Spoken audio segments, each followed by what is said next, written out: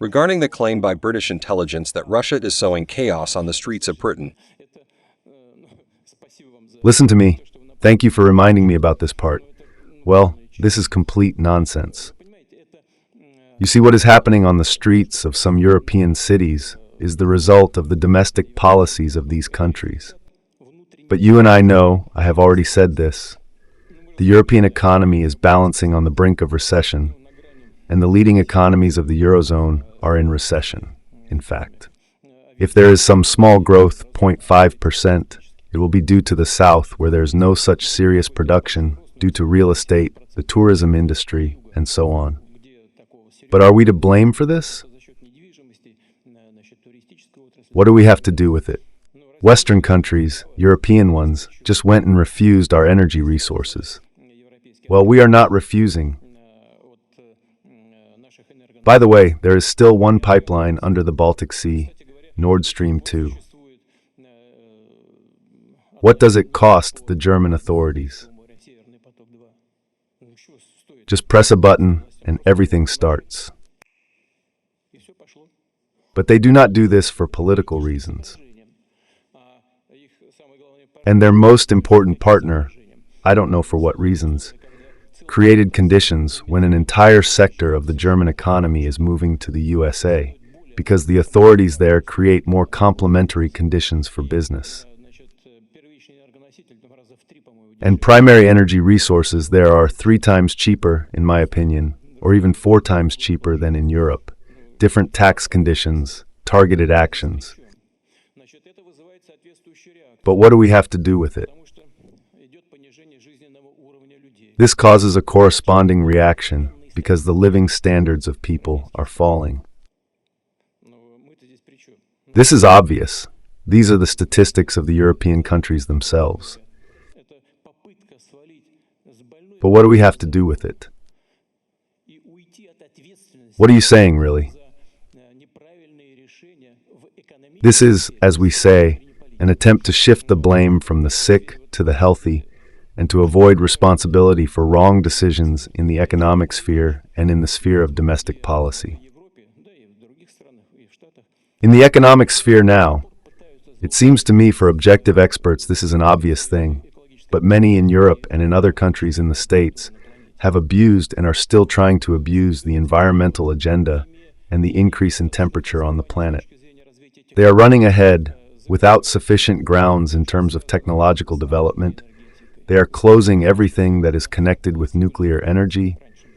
They are closing everything that is connected with coal generation. It used to be, right?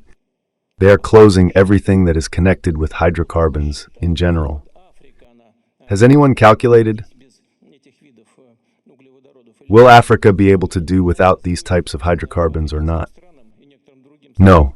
African countries and some other countries in developing markets are being forced to use modern and perhaps even effective tools and technologies from the point of view of preserving the environment. But they cannot buy them. There is no money. Well, give them money then. And no one gives them money.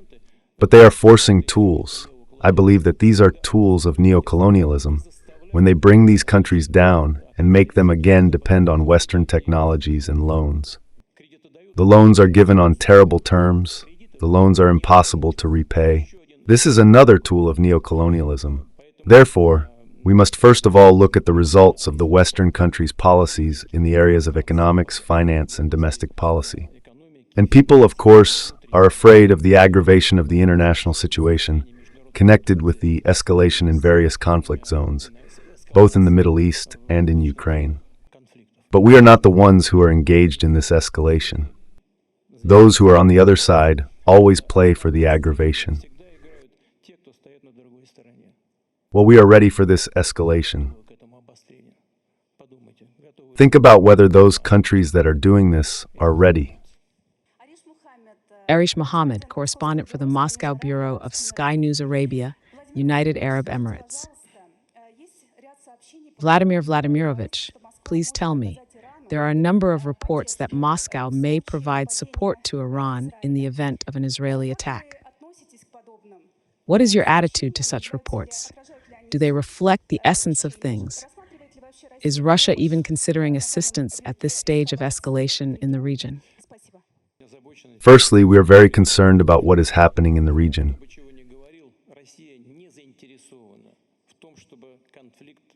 As for assistance to Iran, firstly, we are in contact with the Iranian leadership, of course, in close contact, and we see our role in creating conditions for settling the situation, and first of all, by searching for mutual compromises. It seems to me that this is possible. No one in the region, really, and my conversations now on the sidelines of the BRICS summit show, no one in the region wants the conflict to expand and some big war. No one.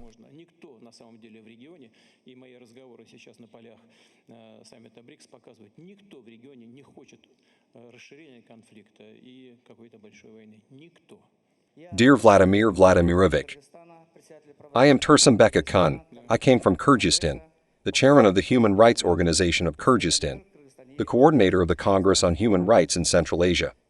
I represent not only Kyrgyzstan, but also the public of the countries of Central Asia. First of all, I congratulate you on holding the BRICS summit at a high level. Like other people around the world, I do not envy you that you are the president of the Russian Federation. This is the heaviest burden, but no matter how hard it is, you bear it with honor. The West has wanted to separate Russia from the rest of the world for about 3 years, but today this goal has ended in complete fiasco. This is confirmed by the results of the BRICS summit, where your political and state position was supported by about 35 countries, and UN Secretary General Antonio Guterres and other international organizations came to this summit. Today on Russian soil in Kazan, historical events took place, where the multipolar world has already gained the upper hand. The unipolar world led by the United States is gradually losing its significance, giving up its positions. At the meeting of the leaders of the BRICS Plus format, complex issues of the Middle East were discussed. Despite the UN resolution, Israel does not obey and openly ignores UN decisions, and even declared the UN Secretary General persona non grata. Then Iran launched a massive attack on Israel, and now Israel is announcing retaliatory actions. According to open sources, it is preparing to bomb Iran's oil and nuclear facilities. I have a question and a suggestion. The U.S. military is on duty in the Persian Gulf to help Israel. Should the BRICS member states under the Russian chairmanship prevent the unilateral domination of the U.S., Israel, and give a worthy response to their actions if they start a war against other states? Not only should the U.S. warships be on duty off the coast of the Persian Gulf, but at the same time Russian and other BRICS ships should be on duty to help Iran, Palestine, and Lebanon. Only then will the tyranny of the U.S. and Israel be stopped. And the second question, dear Vladimir Vladimirovich, the United States of America and the West are set to once again denigrate you, saying that Russian President Putin is refusing to negotiate. Before Zelensky's Swiss summit, you announced your demands, your conditions, but they did not agree. Have your demands remained in the same form? I believe you did not refuse to negotiate.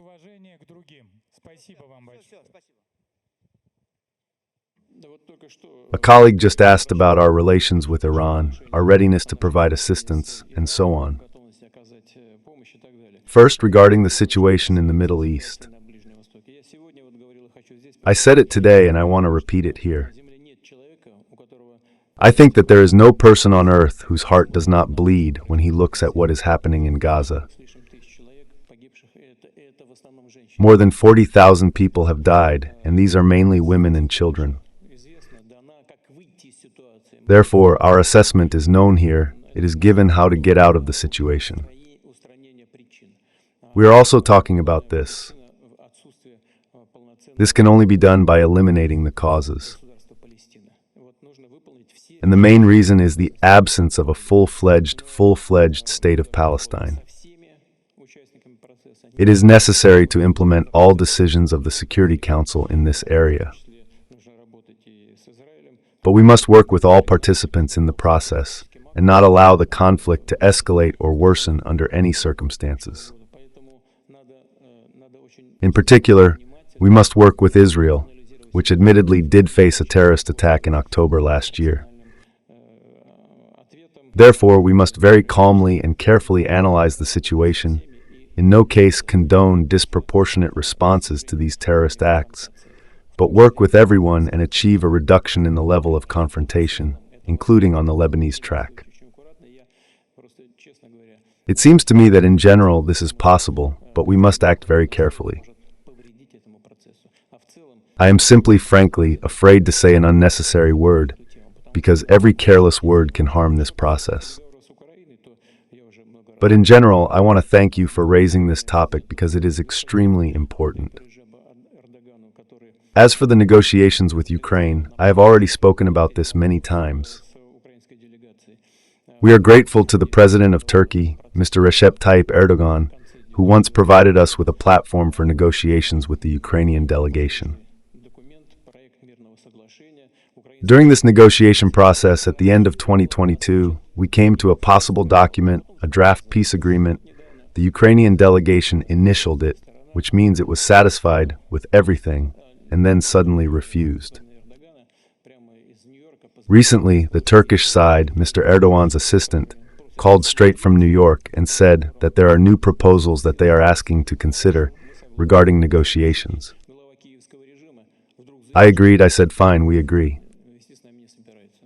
The next day, the head of the Kiev regime suddenly declared that they are not going to conduct any negotiations with us.